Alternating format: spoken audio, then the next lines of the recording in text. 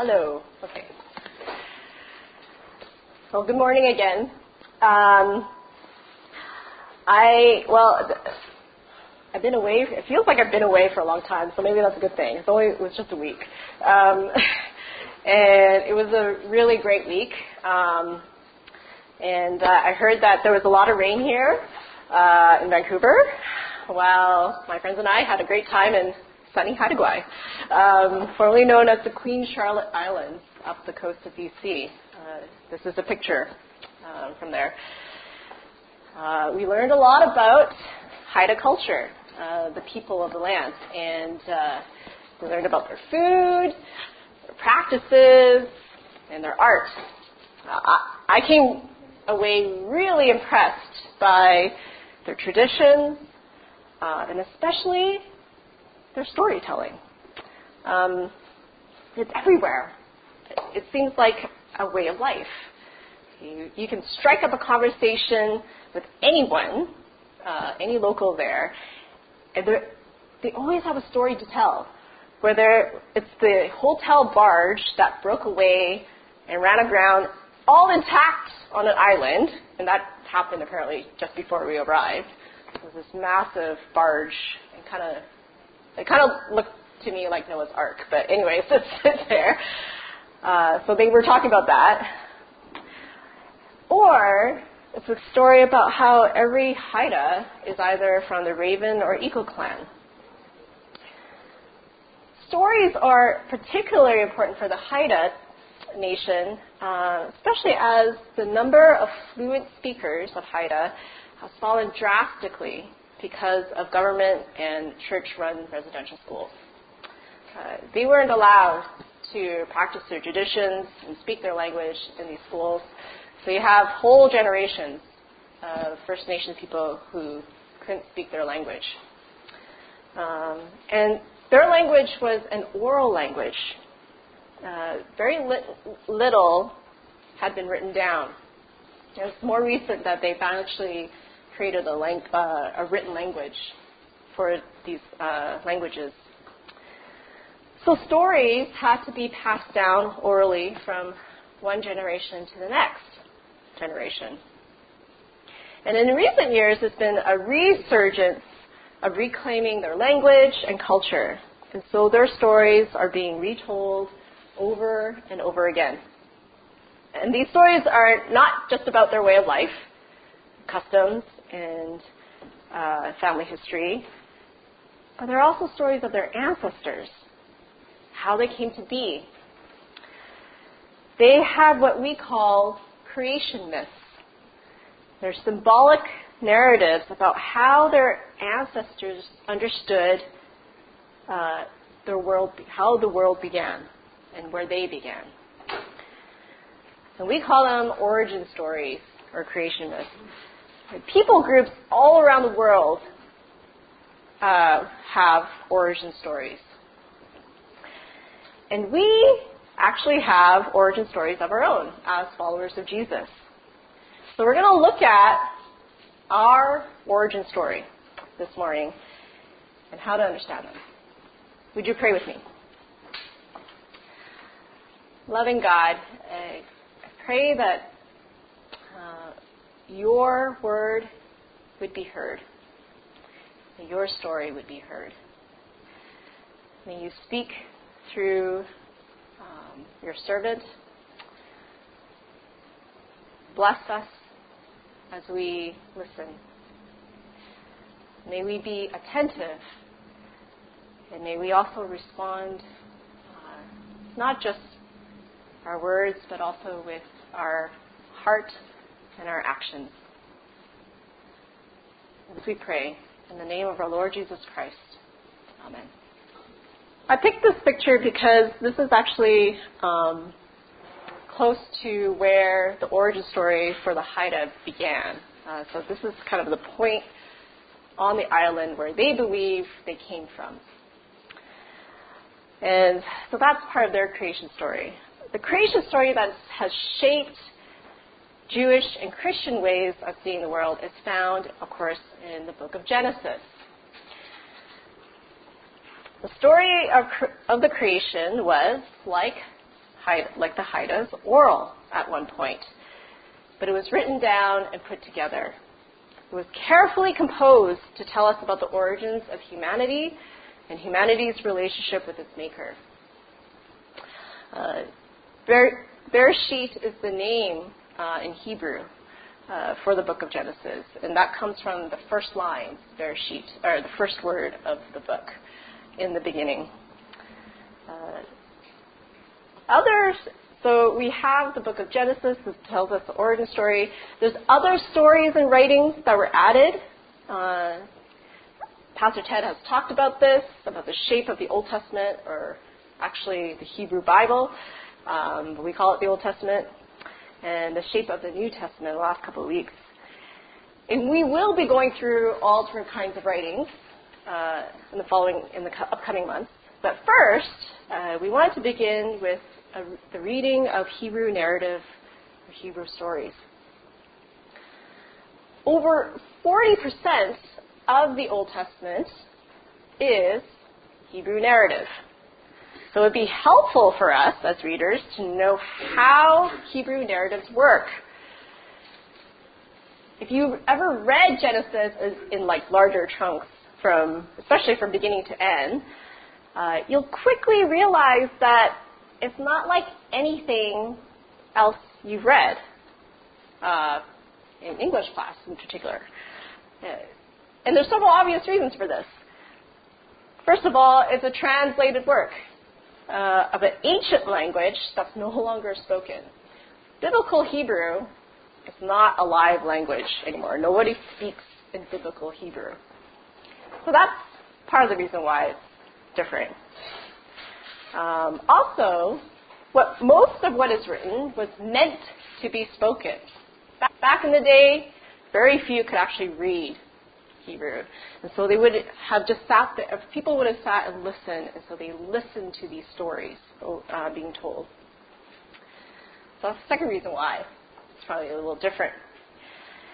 The third reason is that it's sacred writing, meaning we trust in what was written and passed on to us as being the Word of God. So we treat these stories differently than how we would treat English stories or Japanese stories or so forth. And now, in these narratives, we have what's called certain interpretive keys. Keys that kind of help you understand what's going on. It'll help you to know what you're reading. And I'm going to highlight a few in the sermon. And these keys are really important for us. It's like trying to interpret or understand a totem pole. I need help reading a totem pole. I'm not sure how many people here, besides Christine, actually understand a totem pole. Right? None of us do, because we didn't grow up with these stories. We didn't grow up with these images. So we need keys, interpretive keys, to help us understand what it is that we're seeing. Otherwise, without these keys, we're going to have a distorted view. We're not going to understand what all these elements mean.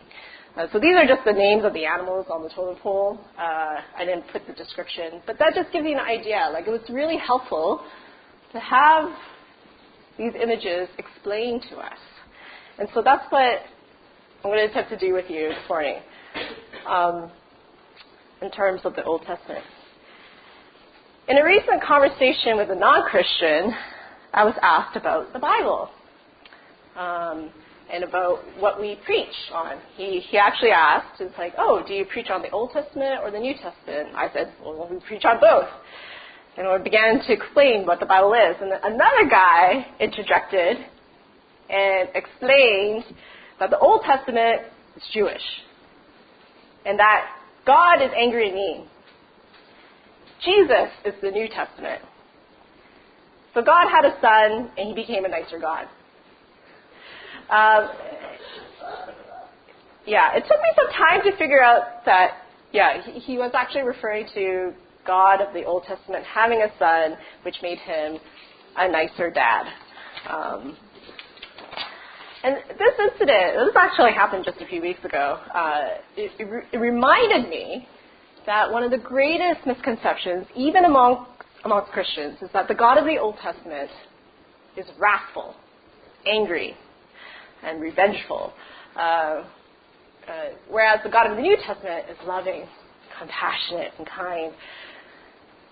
And really, this implies that God changed in the New Testament. And that misconception is based, I think, on not knowing how to read the Old Testament or the Hebrew Bible. It's not understanding the relationship between the Old Testament and the New Testament. The God of the New Testament is exactly the same as the God of the Old Testament. God is both love and just in both the New and the Old Testament. And actually those names are sometimes not helpful because we automatically think Old Testament meaning you can do away with it. That's not true.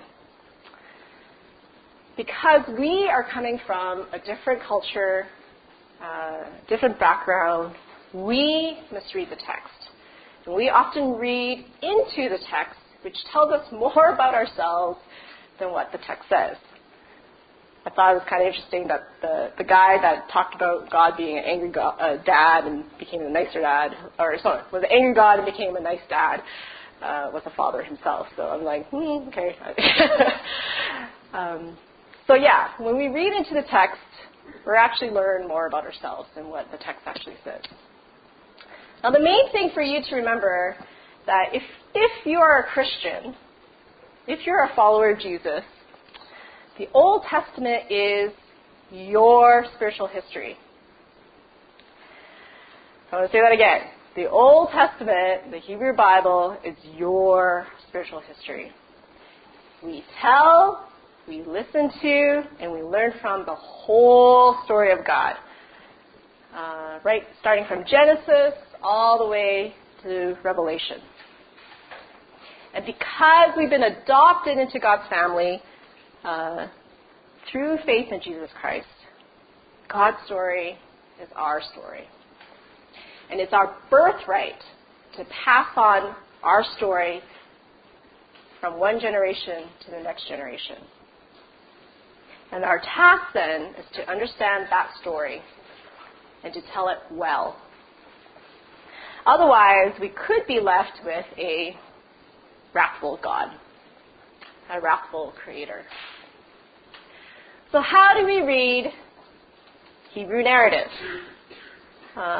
Before we get into that, we have to understand what narratives are. So Hebrew narratives tell us what has happened in the past, but it's not a timeline. It's not just a list of events. It's a retelling of what happened to give it meaning and a direction. All Hebrew narratives also have characters, a plot, and a plot resolution. So these are kind of the key components of Hebrew narratives. Characters have roles. So here's a little test for those of you who maybe are in English class or been out of it for a while. What is the leading character called? Protagonist. What usually happens to this protagonist? Like, who are the other characters that this protagonist will interact with? Antagonist. Who's the antagonist? Like, the bad guy. Yeah. The character who's the antagonist is against the protagonist. Very good. Are there other characters involved? Sidekicks, yeah. What's the word for those? I think I heard stock characters. Yep. They're kind of like fillers, sidekicks. In Hebrew narratives, you have what are called agonists. So these are the characters that are kind of caught up in the struggle between the protagonist and the antagonist. Right? In the biblical story, who do you think is the protagonist? God. Right? Who's the antagonist? Satan? Who else? Huh? People. Yeah. Yeah. And who are the agonists? More people. More people. Yeah. That's the basic kind of three components or three character types in narratives. Very good. So that might seem all fairly obvious to you. But what's not so obvious are the levels of narratives. And so Professor Gordon Fee describes three. The top level, or the third level, is called the meta-narrative. That refers to the whole universal plan of God. And that's what Ted's been going through the last couple of weeks. So it covers creation, fall of humanity, the power of sin, the need for redemption, Christ's incarnation, and sacrifice, and the final judgment. This is the grand arc of the biblical story. That's the top level. The second level is the story of God redeeming a particular people for his name. And we describe this people being constituted or being made twice. First, under the first and second covenant, or new covenant. And I'll be talking about that in the upcoming weeks. The first level are the individual stories that make up the other two levels. So Ted had talked about the image of the map as an analogy. So if the Bible, say the Bible was a map of Canada, right? Haida Gwaii is Genesis, and Revelation is St. John's, Newfoundland. So that's the top level. The second level would be the particular route that you'd be taking to travel from Genesis to Revelation. Okay? The first level are the individual stories, which are like the towns that you stop at along the way. So that kind of maybe helps you with a kind of mental image of how narratives work. Those little towns make up that route that we take from Haida Gwaii to Newfoundland. So it's especially important for you as a reader when you're reading old Hebrew narratives or when you listen to them, is to always be asking yourself, how does these first level narratives, these individual stories, fit into the second and third? Does that make sense? A lot of times we just look at the first. We just stop there. But we don't think about how it fits into the larger story. And this is a good point to also explain what Hebrew narratives are not. They're not stories full of hidden meanings. There's a tendency, I think, when we read these narratives, we kind of mine for something secret that only we can figure out. You know, that the Holy Spirit is telling us, you know, like, oh, it's a special revelation to you and you only. No, that's not how they work. They are not that. They're also not intended, they're not moral lessons. Fables, those stories that we were told as little children about what to do, like what is right, what's wrong, those are moral lessons. Hebrew narratives are not. They were never meant to be teaching us right from wrong. Okay? The purpose of Hebrew narratives is to tell what God did in the history of Israel. They may illustrate a certain lesson.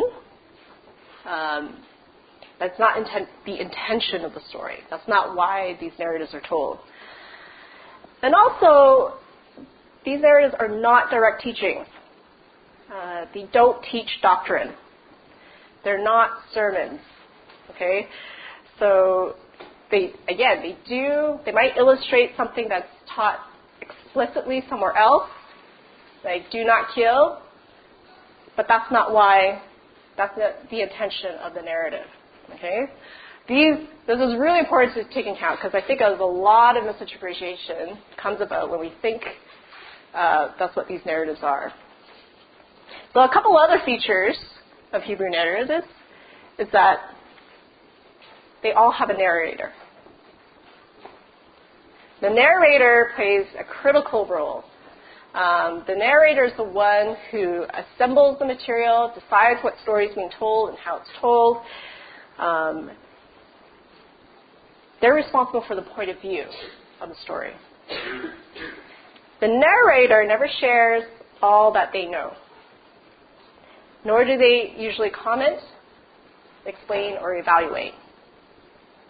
Sometimes there's an evaluation in the story, but oftentimes there's no explanation. So the narrator is silent, but you can look for clues to what the narrator is actually thinking. The structure is also important. All Hebrew narratives have a literary structure, meaning it's designed somehow. There's a form to it. And then keep in mind that these forms, the structure is designed for hearers, not readers, initially. And so the way they designed it for hearers is to have a lot of repetition. They repeat things sometimes over again. So when you hear something hear or read something that's repeated, your mind should go, oh, this is important. We have to pay attention to this. So that's one method. Another key is inclusion, which is a form of repetition. So it helps us to know when a story begins and when a story ends. It's kind of a repeated act or comment. And so the structure is just a helpful way for people to remember the story and to retell the story. So to give you an example, Genesis has a structure.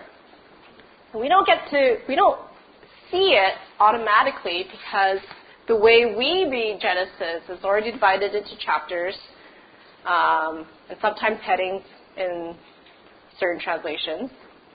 But in the original, their headings would have been shown through a repeated phrase. And that repeated phrase in Genesis in particular is toledot.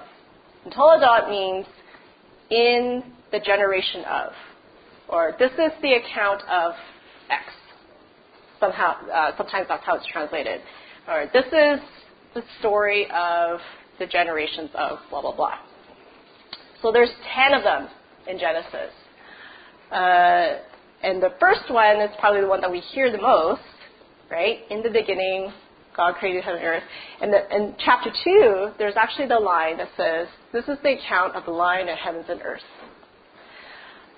The ones that I've highlighted in the orange are the ones that have long narratives. These are the long stories.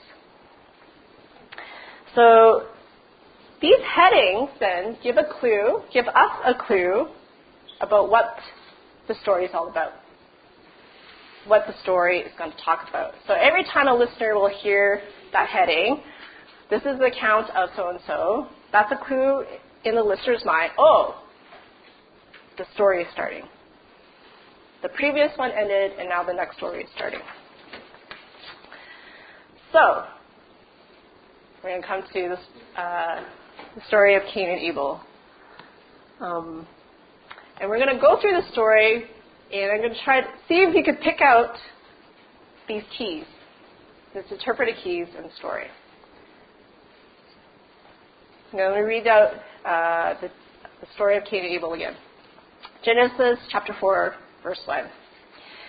Now the man knew his wife Eve, and she conceived and bore Cain, saying, I have produced a man with the help of the Lord. Next she bore his brother Abel. Now Abel was the keeper of sheep, and Cain a tiller of the ground. In the course of time, Cain brought to the Lord an offering of the fruit of the ground, and Abel, for his part, brought of the firstlings of his flock and their fat portions. And the Lord had regard for Abel and his offering, but for Cain, his offering, he had no regard. So Cain was very angry, and his countenance fell. The Lord said to Cain, "Why are you angry? And why has your countenance fallen? If you do well, will you not be accepted? And if you do not do well, sin is lurking at the door, and its desire is for you, but you must master it." Cain said to his brother Abel, "Let us go out to the field." And when they were in the field, Cain rose up against his brother Abel and killed him. Then the Lord said to Cain, "Where is your brother Abel?" He said, "I do not know. Am I my brother's keeper?" And the Lord said, "What have you done? Listen, your brother's blood is crying out to me from the ground, and now you are cursed from the ground, which has opened its mouth to receive your brother's blood from your hand. When you till the ground, it will no longer yield to you its strength, and you will be a fugitive and wanderer on the earth." Cain said to the Lord, "My punishment is greater than I can bear. Today you have driven me away from the soil and shall be hidden from your face. And I shall be hidden from your face. I shall be a fugitive and a wanderer on the earth, and anyone who meets me may kill me." Then the Lord said to him, "Not so. Whoever kills Cain will suffer a sevenfold vengeance." And the Lord put a mark on Cain so that no one who came upon him would kill him. But Cain went away from the presence of the Lord and settled in the land of Nod, east of Eden. That's the word of the Lord. So first question to you, what level of narrative is the story? Number one, first level, right? Who are the characters? And what are their roles? God, yep. And who's God? Like, what's his role? He is the protagonist. All right. Who are the other characters? Cain and Abel. All right. So what about Cain and Abel? Who's who? Who? Abel's kind of the victim. Yep. Sorry? And who's the antagonist? Cain. Yeah. How do you figure this out? How do you know?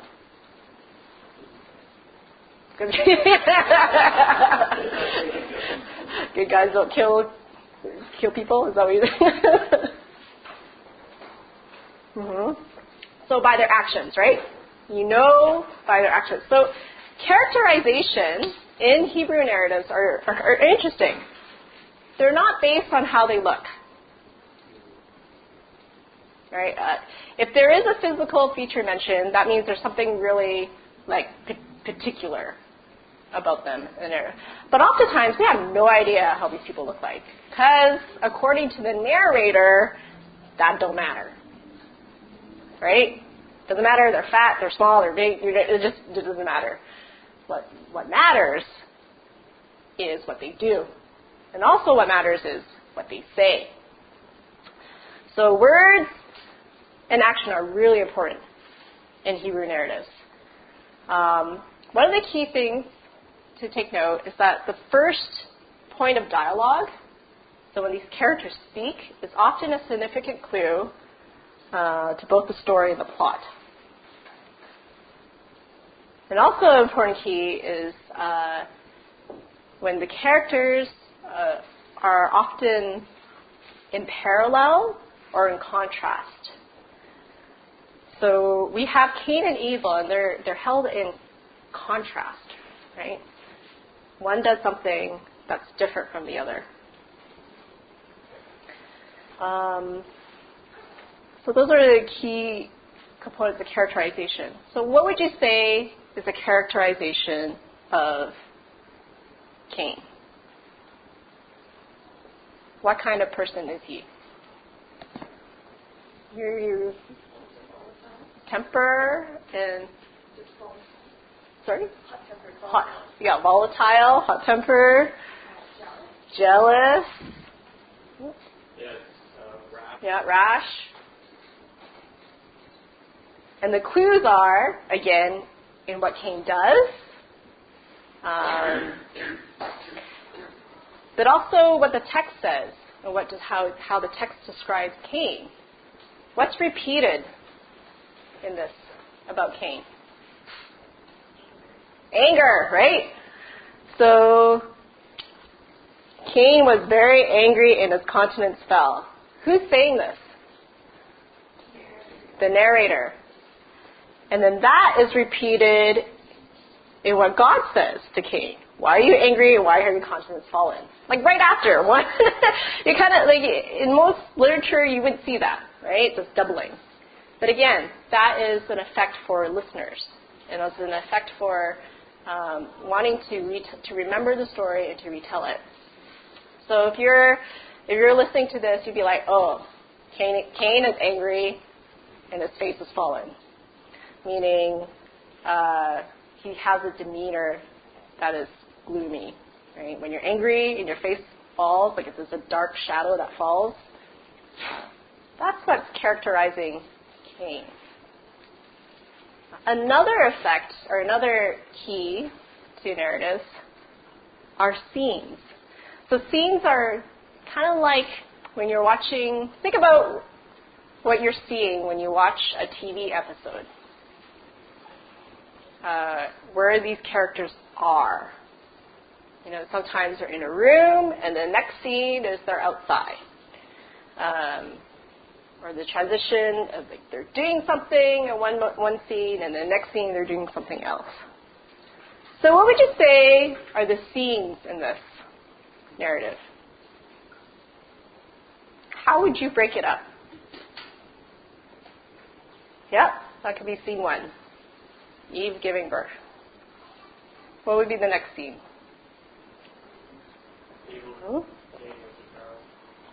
Yeah. So the next thing you have this like, okay, from baby boom to working adults. These brothers are working. Probably you might imagine in your mind Abel in this, out with his flock of animals, and Cain is in an orchard or in a farmland. What would be the next scene? The offering, right? So the time comes when they are offering. And what do we know about the offerings? Yeah. Abel offered the firstborn, and Cain just offered some of his stuff. What's the next scene? Is God talking to Cain right away? Yeah. So then I would say, by verse 6, there's already, how many scenes is that? Right? So by verse 6 and on, you have this conversation between God and Cain. And it's a pretty long conversation. And some might call it, how would you describe this conversation? What kind of dialogue is this? What's God doing? Oh, sorry, verse 9. Yeah. Oh, sorry. Verse 6. Yeah, what is God doing? He's asking. Well, actually, not quite interrogating, asking. But what is he doing? He's warning him. That's the first part. And then we have another scene, which is the murder. And that's only one verse, right? It's verse 8. And then the next scene then is another conversation. And this I would call the interrogation. God then goes to Cain. What have you done? So when you read the narratives, try going through it slowly and imagining the scenes in your head. To picture it as though it was like a TV episode. What's going on? And so when you go to do that, then the question is, when we're reading these narratives, what's the story about? That's the natural question that comes up for us listeners as readers. So according to Genesis, we know that Cain was the first human born, and Abel was the first human to die. Abel died before his parents. His life was taken. These are the events, but that's not quite what the story is about, though. And it's not even necessarily about the murder or the murder of one's brother. And so you could say on the first level of the story is about jealousy and envy. God looked with favor, or had regard for, depending on the translation,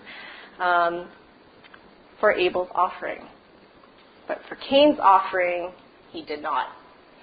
And why? And there's been lots of interpretations of why God favored Abel's offering.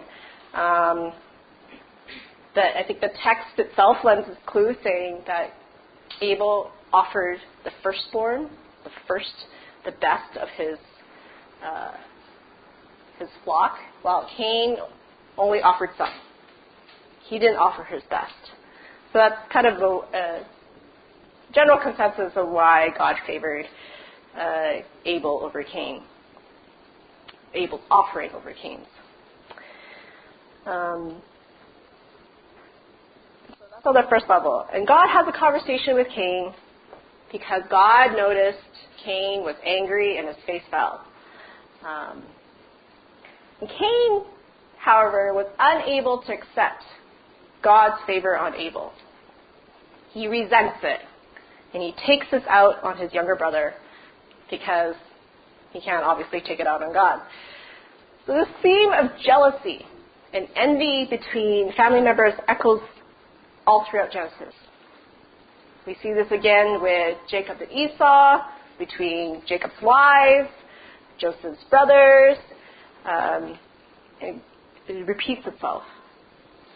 And in the New Testament letters, we have warnings against envy, which is associated with malice and selfishness. And in Jude and in 1 John, we have warnings not to be like Cain, who went in the way of evil. And, if I were to create a sermon out of this first level narrative, we could explore and expound the evils of jealousy and envy, how it can violently destroy relationships. And the Holy Spirit could be speaking to you right now about your jealousy and envy of others, or sibling rivalry, or the power of sin through the story of Cain and Abel. On its own, it's a cautionary tale. And we could kind of conclude things right there. But I think there's more in the sermon, left in the sermon. And like the narrator of Genesis, I, the preacher, get to control what's said. So in order to continue exploring what the story is about, what other question do we need to ask? I mentioned this earlier on, if you were paying attention. What question do we need to ask about the story? Yeah, how does this story fit into the larger narrative? And the way to do that is that you have to see where it's located. And here's a little plug for the book. On your e-reader, you don't get the sense of where you are in the narrative, right? Because all you see is this. In a book, however, you know that there's a before and there's an after. And you can easily flip. You can look right before what's going on before and then see what comes after. So the story of Cain and Abel comes after the expelling of Adam and Eve from the Garden of Eden, and before the story of Lamech. kind of embedded in here. So this is part of the drawing that's done by the Bible Project on the Book of Genesis. So it comes after Adam and Eve leaving Garden of Eden, and before the story of Lamech. And Lamech is the son of Cain, and he's the first to practice polygamy, and he boasts about killing people in revenge. And after Lamech, we have the story of Noah, where humanity was so corrupt that God wanted to undo creation in all that he's made. So in this drawing, we see the spiral. That when we see Cain and Abel nestled in the larger story, we get the sense that now we see that the story of Cain and Abel shows the condition of people right after the Garden of Eden. And it's a step down. It's a step into a worsening human condition. Because the serpent tempts Adam and Eve to sin, and they eat the forbidden fruit. But Cain murders his brother even after God warns him. Even after God encourages him actually to do what's right.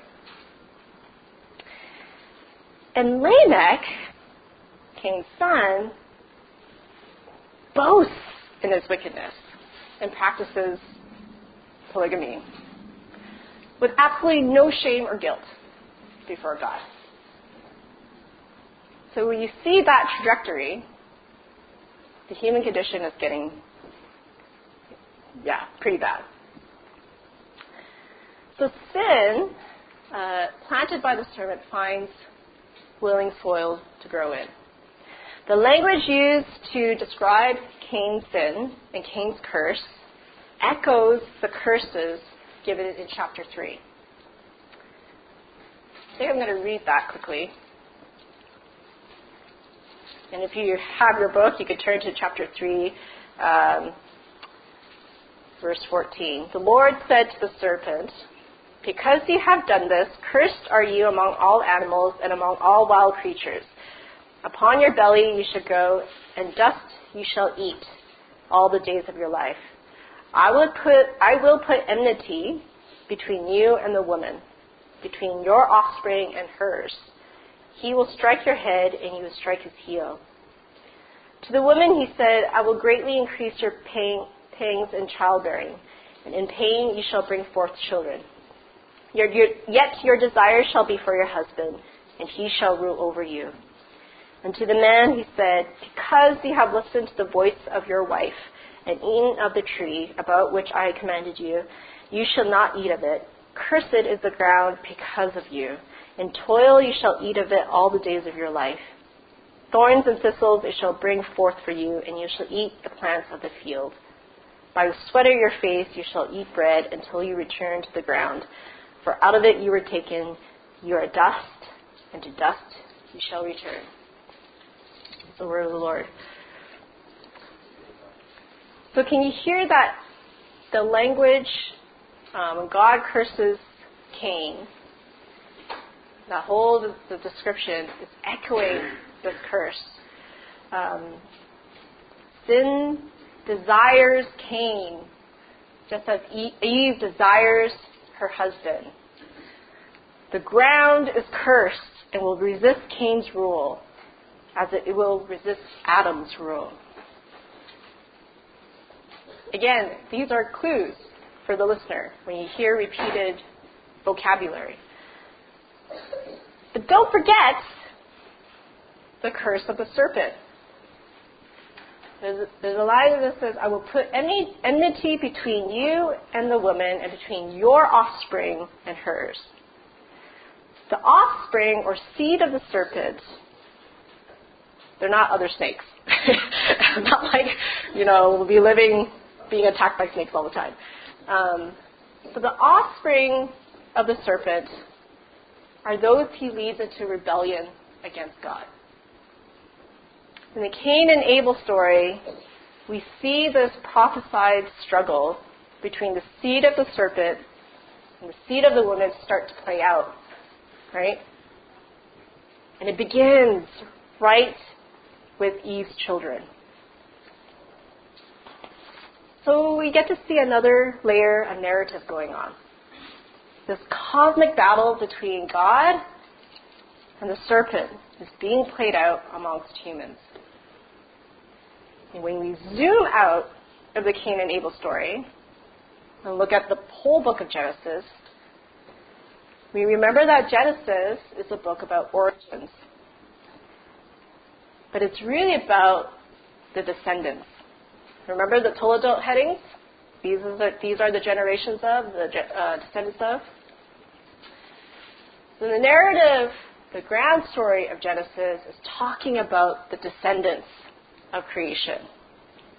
The battle is being fought among the descendants. And salvation will also come through the descendants. So the question throughout Genesis is, well, whose descendant are you? Are you the seed of the woman? Or are you the seed of the serpent? Whose side are you fighting on? Are you the line that is regarded well by God? Or are you of the line that is marred and marked by rebellion and violence? So what's the story of Cain and Abel about? Is it about jealousy and envy and murder? Is it about the descent of the human condition? Or is it about the line of righteousness and the line of evil? It's all three of those things. And we see here the effects of sin. And you could define sin as lack of trust in God, trust in God's goodness, or missing the mark, or human rebellion against God. We see all of that.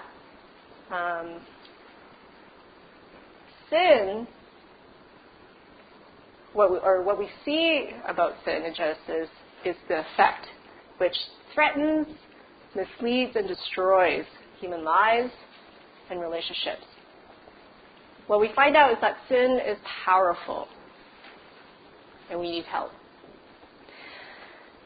And yet, we see God's kindness. Because He sends out Adam and Eve from Eden to keep them from doing more harm. He places a mark of protection on Cain so that he wouldn't be killed. And He preserves the line of Noah. If you read it more carefully, you'll see that Noah is descended from Seth. Who's Seth? Seth is the third child of Adam and Eve, and he was born to replace Abel. Because Abel had no descendants. He was killed. So God brought forth another. So we see that God has begun His plan of salvation, which will be carried out by this line of Noah and through Abraham's descendants all the way to the New Testament and eventually fulfilled in Jesus Christ. The big picture. It's all about God's will, God's sovereignty, and God's goodness. And so this leads to the final key in reading the Old Testament narratives. It's to always keep in mind the presence of God in the narrative, even though He may not have a speaking part. In the Cain and Abel story, He's clearly speaking, but in other parts of the narrative, in other narratives, He's not. But God is still present. He is still the main character. And in fact, this may be a good practice in general. As you narrate the story or the events of your own life, when you tell the story, your own story, to yourself and to others, you have to ask yourself, where is God present? And when you tell the story, as we have done, you have to remember that you are in a larger story. You are in God's story. And right now, in a weird cosmic way, we're all in the same chapter in God's story. He was there right at the beginning. He's here right now in your struggles. And He will be with you in the future. He will be with us for all eternity. So the question is, as you're reading the Old Testament narratives, to ask, what is the story about? To ask also, what's your story about? And hopefully by pointing out some of these clues, you'll get to reread these narratives in a different way, in a more larger way. So I'm going to give you a moment to kind of consider this. And maybe in the next few minutes, we can have some questions. I'll invite also Pastor Ted to answer questions if I can about Hebrew narratives. Let me give you a moment to think about the story and Hebrew narratives. What do you struggle most with reading biblical stories? Yeah, so the question was, when we read the Old Testament stories, do we assume that the writer wrote as though it actually happened, literally? Specifically the stories of Genesis. Right. So did this actually happen? Is that the question? We do assume that the writer really believed this. Yeah. That's how the writer interprets the events of history. And it's because, again, these were stories that are passed on orally. Right? These are stories that help them understand why the world is the way it is. And so for them, it's truth. But it's not like it's not history the way that we would understand a documentary. Right? It's a different way of telling the events of history. So, because we're looking at it with kind of the scientific mindset, we want evidence. So that's why, there is critical reading of the events of the story. But for the writers, for the ancient people, for them, it happened. This really happened. Because it tells truth about who they are.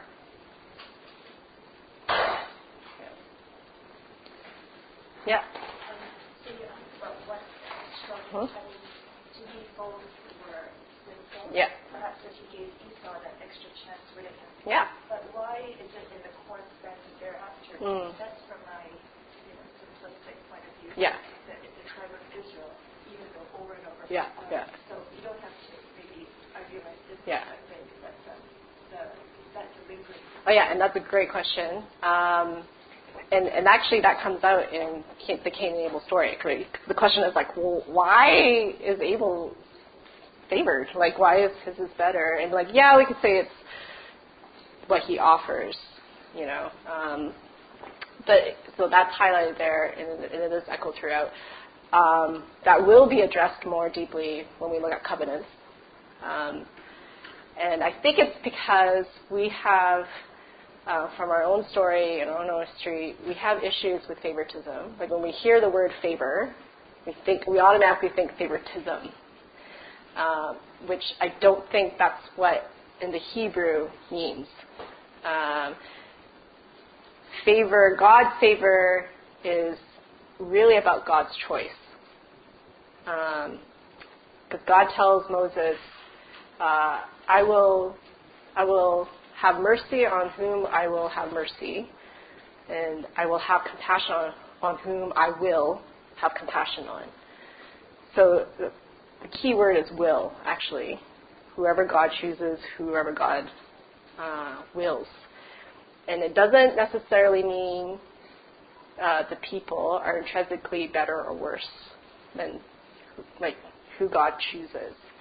The thing to keep in mind is that when God chooses someone, they don't necessarily have better lives. In fact, God chooses people to carry out His purposes. And when we look at the Old Covenants, we see that purpose is to bless everyone. And this is the pattern of God. And so when we read these narratives, you'll notice this pattern. God will choose the particular to bless the universal. It's just how God chooses to work for some reason. And so there's something about the line of Abraham, not because Abraham's better, as we know from the stories, but only because God chooses him. That's it. Yeah. And that is the grace of God that God chooses. So, yeah, we'll be looking more at that in upcoming weeks. There you go. I was thinking about the story of Jacob and Esau, and so that they're better. And we see that. What was curious to me with the Cain and Abel story is that if Cain didn't murder Abel, let's just say, would God still have favored Abel? And my conclusion is that God still favors Abel, regardless of what if Cain did right? Because the text, like God says, like if you do what is well, you'll be okay. So I think God had already chosen Abel to carry out His promises through Abel's line. But Cain takes away the line of Abel. And so God's grace then breaks in by bringing Seth. Right? Because that is God's choice. For whatever reason, and we still don't know fully why God chooses Abraham and so forth, Jacob. But I think what the text of Genesis is trying to say is that it all comes from the line. Going back to Adam, right? Ultimately, from Adam, who is the Son of God. He's the first Son of God. But that line gets interrupted, or gets threatened, and gets the enemy tries to destroy that line. All that to say is, I don't know. I don't know why God chooses one particular family. But that's the way He works. Regardless if they're like shady characters or not. Because Jacob initially, he's a deceiver. Right? His character is a deceiver. And yet God chooses him. Yeah. But I think about all if Jesus is the fulfillment of that promise, we know ultimately that humanity just fails completely, right? Regardless. Humanity just falls. James Houston says, Adam of all people should have been able to obey God. He was in perfect conditions. He was in the Garden of Eden, right? There was perfect conditions, and yet he still could not obey God. He still cannot trust God. And so if Adam can do it, there's no way any of us can. Right? But Jesus can. Jesus fulfills that promise, or that condition of obeying. The offerings that Cain and Abel bring actually reflected something about who God was. So exactly. God is constant. Yeah. In the story, like after Cain does this horrible thing, God still. Yeah. So again, it's about what people choose. And that's a great point, which I didn't get to talk about. it is about the choice to choose. And if you think about it, who's this narrator, who is he talking to through the story? Is he talking to the elect, the people that God favors, or is he talking to the ones who aren't favored? Right? Because we see God talking to the one who isn't favored. And God's telling him, it's not that I think you're bad. I think you can actually choose good. You're capable of choosing good. But you have to deal with your jealousy and envy. That's your downfall. Right? So what are you going to do with it? And I think that's a question, actually, it's reflected all through the story of the Bible. God's not just talking to the special people. God's talking to everyone. And how do we, as Gentiles, as people adopted into the story of Israel and God's family, how do we deal with our sense of being looked over? Yeah. What's our downfall? Okay, last question. No, it's sort of a comment piggybacking. Yeah. Yeah. Yeah. And maybe that says. And in Romans, what Paul deals with, especially, is the inclusion of Gentiles with the Jewish people, because the Jewish people clearly saw themselves as elect. They're the chosen one of God. But the problem is that no one else can join them. And so a lot of Romans is actually dealing with, just because you're elect doesn't mean no one else. Like what Jesus has done is basically open that up to everyone, right? But not just everyone who chooses God as well. So you're elect if you choose God. Does that make sense? Yeah, it sounds kind of like art.